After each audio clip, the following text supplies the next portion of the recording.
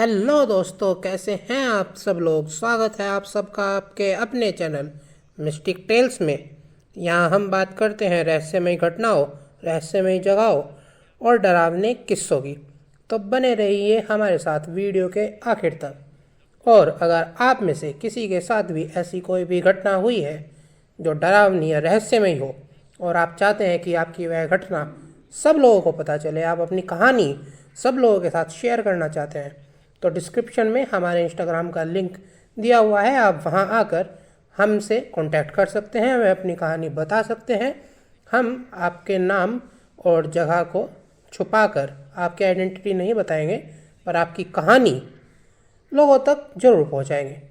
तो बने रहिए वीडियो के आखिर तक हमारे साथ। अगर वीडियो पसंद आए तो लाइक कमेंट शेयर जरूर कीजिएगा।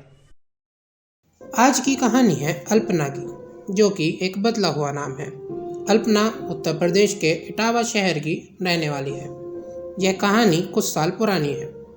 तो आइए जानते हैं क्या हुआ अल्पना और उसके परिवार के साथ, जिसने उनकी जिंदगी ही बदल कर रख दी। तो हुआ कुछ यूँ कि अल्पना एक जॉइंट फैमिली में रहती थी।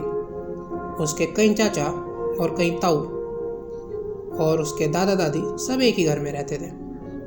पर हुआ कुछ ऐसा कि पारिवारिक झगड़ों के कारण उनको अपना घर छोड़ना पड़ा। उनके पुश्तैनी घर में सबसे नीचे की मंजिल पर उसके पापा का लोहे का बिजनेस था। तो क्योंकि अब उन्हें घर अचानक से छोड़ना पड़ा था, तो इस वजह से उसके पापा का बिजनेस बहुत ही ज़्यादा प्रभावित हुआ। उनको अपने बिजनेस की बहुत चिंता सताने लगी। अल्पना के पापा काफ़ी तनाव में रहने लगे।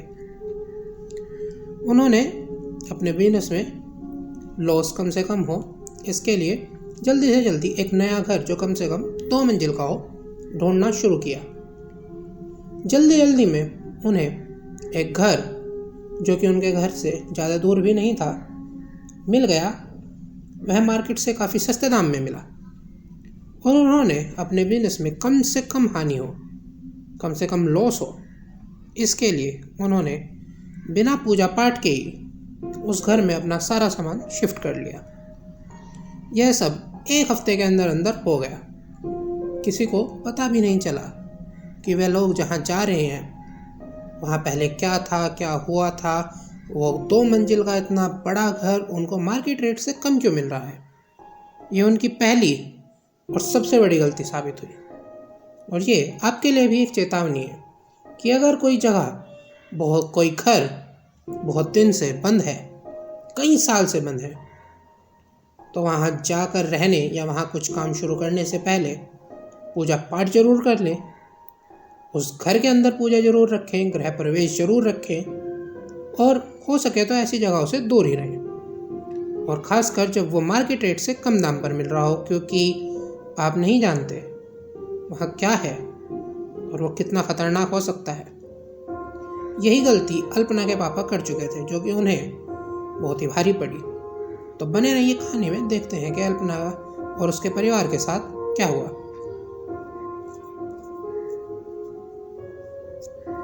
वो लोग उस नए घर में रहने लगे। उनके पापा काफ़ी टेंशन में रहते थे क्योंकि उनका बिजनेस काफ़ी ख़राब हो गया था। वह घर बड़ा था, पर उस घर में एक अजीब सी बेचैनी सभी को रहती थी।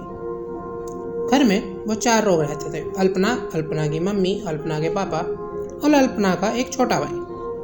पर वे चारों लोग ही घर में आराम से नहीं रह पाते थे। उनको रात में अच्छी नींद भी नहीं आती थी। घर में अजीब सी बेचैनी रहती थी। घर के कुछ हिस्से ज़रूरत से ज़्यादा ही ठंडे होते थे, चाहे बाहर कितनी गर्मी हो या कितनी ही ठंड हो। पर घर के कुछ हिस्से हमेशा बहुत ज़्यादा ठंडे होते थे। ऐसे ही समय बीतता गया। कुछ समय बाद सर्दियों का मौसम आ गया। एक दिन अल्पना के भाई ने अल्पना को बताया कि उसको कई बार ऐसा लगता है कि उसको कोई घूर रहा है। जब वह चलता है तो उसके पीछे कोई चल रहा है। पर अल्पना ने उसे कहा कि नहीं, ऐसा तो कुछ नहीं है, यह सब तेरा वहम है। ऐसा कहकर अल्पना ने उसकी बात को टाल दिया। उसने ये बात अपनी मम्मी को भी बताई, पर उनकी मम्मी ने भी इस बात को वहम कहकर टाल दिया। उसके कुछ समय बाद रात के 11 बजे अल्पना टीवी देख रही थी। अचानक उसको छत से कुछ खटपट की आवाज़ें आने लगी। उसको लगा कि इस वक्त रात के 11 बजे छत पर कौन है। वह देखने के लिए गई, पर जब वह वहाँ पहुंची उसे कुछ अजीब लगा, क्योंकि छत पर जो जाने वाला दरवाज़ा था वो तो बंद था और आवाज़ें दरवाजे के पीछे से छत के ऊपर से आ रही थी। ये सब देखकर अल्पना को बड़ा अजीब लगा। उसने गेट खोलकर छत पर देखा तो उसे छत पर कोई दिखाई नहीं दिया और अब आवाज़ें भी नहीं आ रही थी। वह नीचे आई। उसे अजीब तो लग रहा था, पर उसने ज़्यादा ध्यान नहीं दिया। अगले दिन 11 बजे वही आवाज़ें फिर से वापस आने लगी। इस बार उसकी हिम्मत नहीं हुई कि वो गेट खोलकर देख सके। वह नीचे आई। उसने अपनी मम्मी को कहा कि मम्मी, मुझे बहुत डर लग रहा है। गेट के पीछे से आवाज़ें आ रही हैं, पर गेट हमारी तरफ से बंद है। उसकी मम्मी को उसकी बात पर यकीन नहीं हुआ। आज उसकी मम्मी को भी आवाज़ें आ रही थी। उसकी मम्मी गई। उसकी मम्मी ने देखा कि गेट वाकई इधर से बंद है और उधर से आवाज़ें आ रही हैं, और उन्हें लगा ये अल्पना और अल्पना के भाई की कोई शरारत होगी। उन्होंने गेट खोला। उन्होंने पूरी छत देखी। उनको पूरी छत पर कोई नज़र नहीं आया और अब आवाज़ें भी नहीं आ रही थी। उन्हें भी बहुत अजीब लगा, पर उन्होंने वहम सोचकर, उन्हें लगा कि यह उनका वहम है, पर उन्होंने ध्यान नहीं दिया कि एक समय पर एक वहम 2 लोगों को कैसे हो सकता है। पर फिर भी क्योंकि उनके घर में कुछ भी सही नहीं चल रहा था, तो इन चीज़ों पर उन्होंने ज़्यादा ध्यान नहीं दिया। उसके बाद वे नीचे आ गई। ऐसे ही कुछ दिन बीत गए। आवाज़ें धीरे धीरे बढ़ रही थी। रोज 11 बजे आवाज़ें शुरू हो जाती थी, पर आवाज़ें सबको आती थी सिवाय उनके पापा के। अल्पना का भाई भी कई बार जाकर देख चुका था, पर उसे भी कोई नहीं मिला। ऐसे ही समय बीतता रहा। वे अपने पापा को बताते कि हमको ऐसी आवाज़ें आ रही हैं, तो उनके पापा पहले से ही टेंशन में होने की वजह से उनकी बातों पर ज़्यादा ध्यान ना देते। उनके पापा उनको कह देते कि तुम लोगों को वहम हो रहा है, ऐसा कुछ नहीं होता, इन चीज़ों पर ज़्यादा ध्यान मत दो।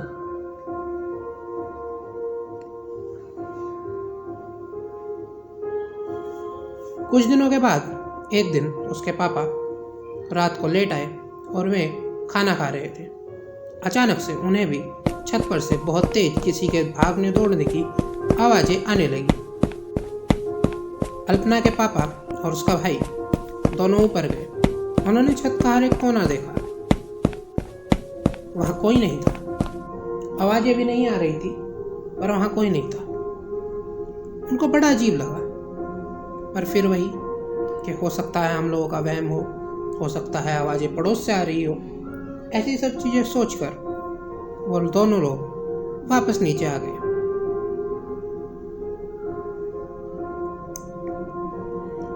ऐसे ही बीतता रहा। कभी आवाज़ें आती तो कभी नहीं।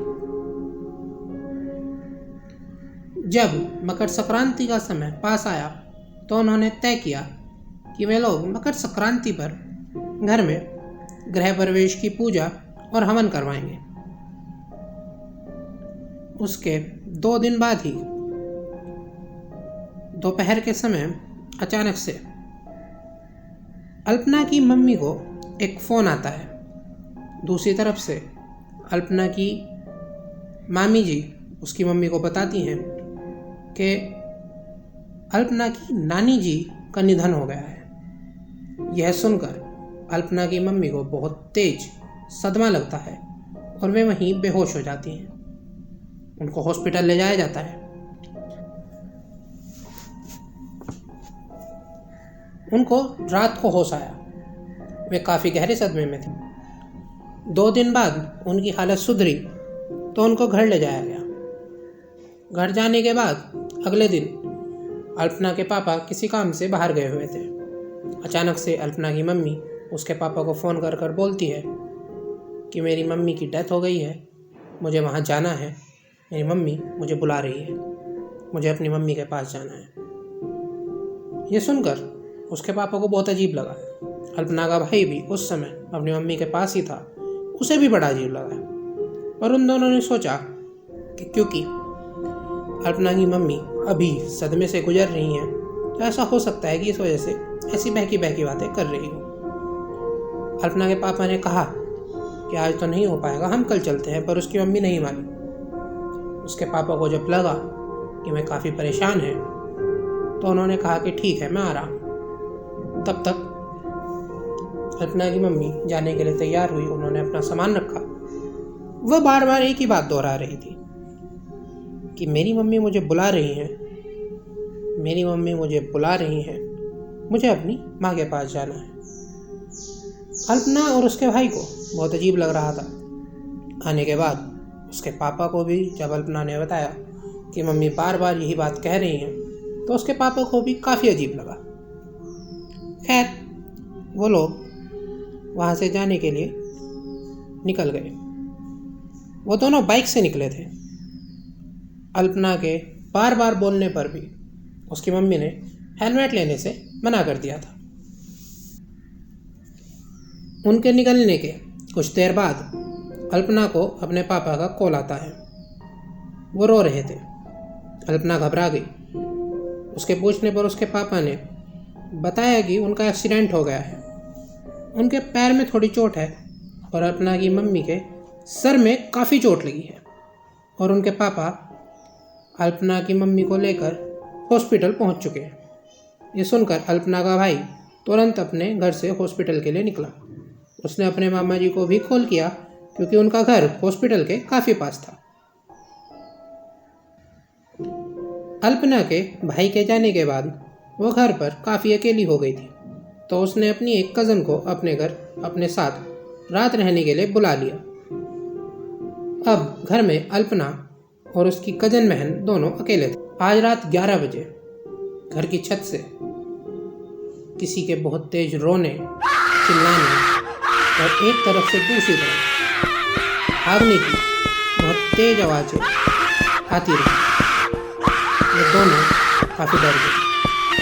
11 बजे से सुबह के 4 बजे तक वो दोनों सो नहीं पाए। उनको डर लग रहा था, और अकेले होने की वजह से वो दोनों ऊपर जाकर देख भी नहीं पाई कि ऊपर क्या है या कौन है। सुबह के 4 बजे आवाज़ें आना बंद हुई तो वो दोनों सो गई। उधर दूसरी तरफ अल्पना की मम्मी के सर में चोट लगने की वजह से उनका दिमाग अपनी जगह से थोड़ा खिसक गया था, और उनके सर में जगह जगह खून जम गया था, खून की क्लॉटिंग हो गई थी। उनके सर का ऑपरेशन हुआ। ऑपरेशन सक्सेसफुल भी रहा, पर ऑपरेशन होने के बाद उनकी मम्मी वेंटिलेटर पर चली गई, और 5 दिन के बाद उनकी मम्मी की डेथ हो गई। अचानक हुए इस हादसे के कारण अल्पना, उसके पापा और उसके भाई काफ़ी गहरे सदमे में चले गए। वे लोग वापस उस घर नहीं आए। वे लोग अल्पना के मामा के घर पर ही लगभग 1 महीने रहे। उस 1 महीने के बाद अल्पना के पापा और उसका भाई घर की साफ सफाई करने वापस आए। रात के 11 बजे फिर से किसी के छत पर दौड़ने की आवाज़ें, किसी औरत के बहुत तेज चिल्लाने की आवाज़ें, बच्चों के खेलने की आवाज़ें, किसी के रोने की आवाज़ें आनी शुरू होती।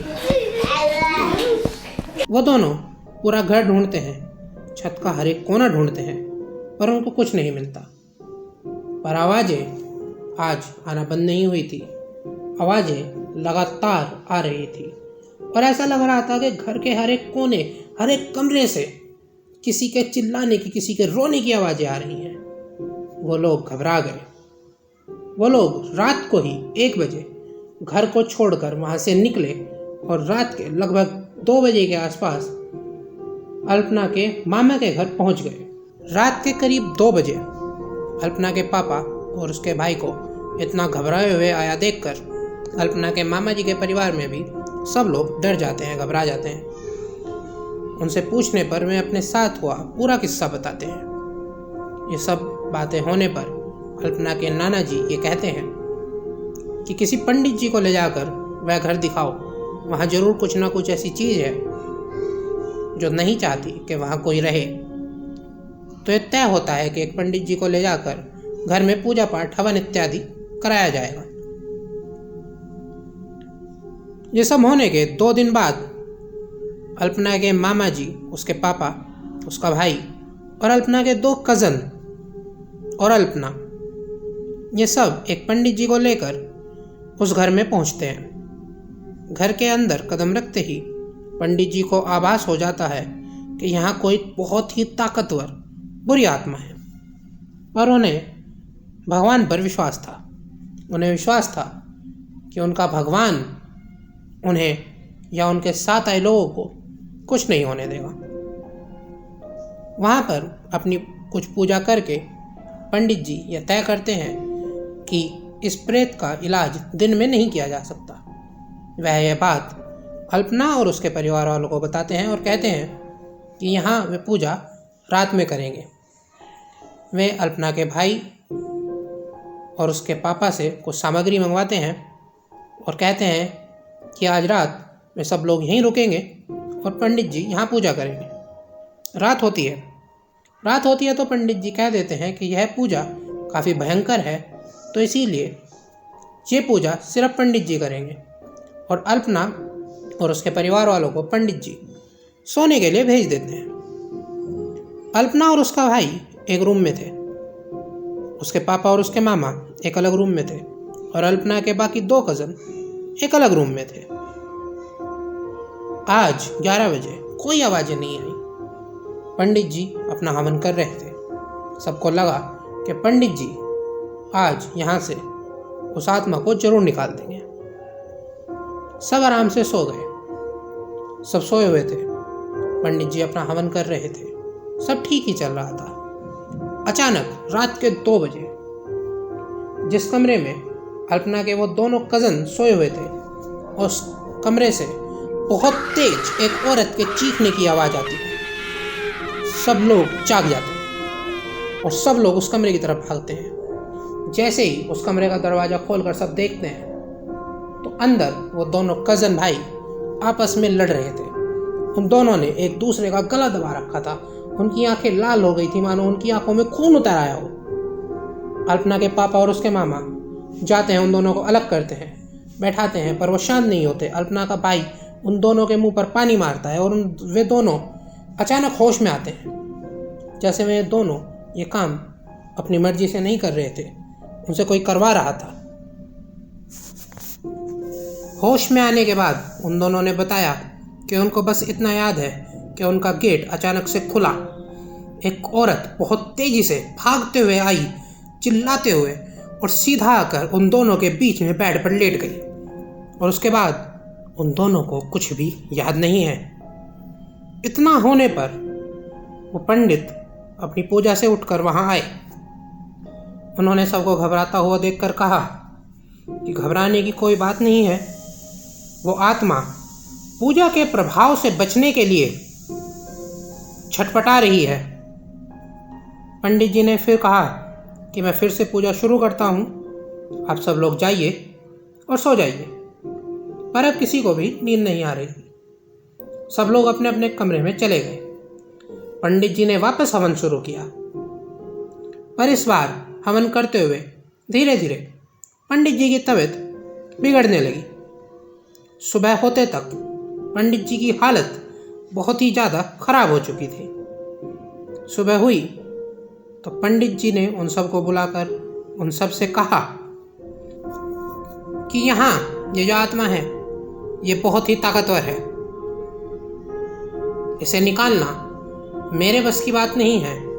कृपया आप किसी और सिद्धि प्राप्त बड़े पंडित को बुला लें, और यहाँ रुकना खतरे से खाली नहीं है, जान का खतरा भी हो सकता है।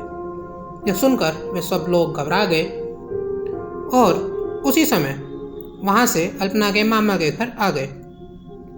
4-5 दिन बाद वे एक बड़े पंडित जी को लेकर वापस उस घर में गए। बड़े पंडित जी ने वहां जाकर पूजा अर्चना शुरू की। पूजा अर्चना और ध्यान करने के बाद उन्होंने कहा कि यह घर एक कब्रिस्तान के ऊपर बना हुआ है और यहाँ जो आत्मा है वह बहुत ही ज़्यादा ताकतवर है। वह अब तक 15 लोगों की मौत का कारण बन चुकी है। अब से पहले जो परिवार लगभग 3 साल पहले यहाँ रहता था, उस परिवार की महिला की भी बिल्कुल उसी प्रकार मृत्यु हुई जैसे कि अल्पना की मम्मी की मृत्यु हुई। उस परिवार की उस महिला की मृत्यु भी बाइक से गिरकर सर में चोट लगने के कारण दिमाग के अपनी जगह से हटकर दिमाग में ब्लड की क्लॉटिंग होने के कारण बिल्कुल उसी तरह जैसे कि अल्पना की मम्मी के साथ हुआ। उनका ऑपरेशन हुआ, 5 दिन वेंटिलेटर पर रही और 5वें दिन रात को उनकी डेथ हो गई। यह आत्मा बहुत ही ज़्यादा ताकतवर है और बहुत ही ज़्यादा खतरनाक है और इसे इस घर से निकालना लगभग नामुमकिन है और कोशिश करने पर उनमें से किसी की भी जान जा सकती है, पंडित जी की भी। ये सब लोग यह सब बात सुनकर घबरा गए। अल्पना के मामा ने उसके पापा से कहा कि क्या आपने घर लेते समय इस घर के इतिहास के बारे में कोई भी जानकारी नहीं ली थी? क्या आपने यह पता नहीं किया था आसपास के लोगों से कि कहीं इस घर में कोई दिक्कत तो नहीं है, जब यह घर काफ़ी सस्ता भी मिल रहा था? तो उसके पापा ने कहा कि नहीं, उस समय मैं अपने बिजनेस को लेकर बहुत परेशान था, मुझे पैसों की बहुत ही हानि हो रही थी, इसीलिए जल्दी जल्दी में मैंने ये घर ले लिया। उसके मामा काफ़ी गुस्सा भी हुए, पर खैर अब इन बातों का कोई मतलब नहीं था। उन लोगों ने वह घर जल्दी से जल्दी खाली कर दिया और उस घर को बेच दिया और वे लोग इटावा छोड़कर ही उत्तर प्रदेश में कहीं और ही बस गए। अल्पना के पापा की एक छोटी सी गलती उनको बहुत ही ज़्यादा भारी पड़ी।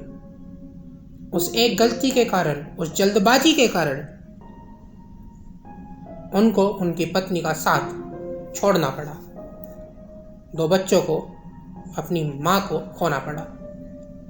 यह आपके लिए भी एक चेतावनी है, कभी भी ऐसी गलती ना करें। अगर कोई जगह बहुत समय से खाली पड़ी है तो वहाँ जाना अवॉइड करें, और अगर वहाँ जा रहे हैं, अगर वहाँ आप रह रहे हैं, अपना कुछ काम कर रहे हैं, तो पूजा पाठ गृह प्रवेश करवाने के बाद ही उस जगह जाएं। खैर, ऐसी और कहानियों को देखने के लिए बने रहिए हमारे साथ। ये कहानी आपको कैसी लगी कमेंट करके ज़रूर बताइएगा। वीडियो को लाइक कीजिएगा, शेयर कीजिएगा, चैनल को सब्सक्राइब कर बेल आइकन जरूर दबा लीजिएगा, ताकि जब भी हम कोई नई कहानी अपलोड करें तो आपके पास नोटिफिकेशन सबसे पहले जाए। और अपनी कहानी हमारे साथ शेयर करने के लिए इंस्टाग्राम का लिंक नीचे दिया गया है। अगर आपको ऐसे ही अपनी कहानी हमारे साथ शेयर करनी है और सबको बताना है कि आपके साथ क्या हुआ था, तो नीचे दिए गए इंस्टाग्राम पर हमसे कांटेक्ट कीजिए। हम आपकी कहानी सभी के सामने जरूर लाएंगे। हमारे साथ बने रहने के लिए शुक्रिया। जय श्री राम।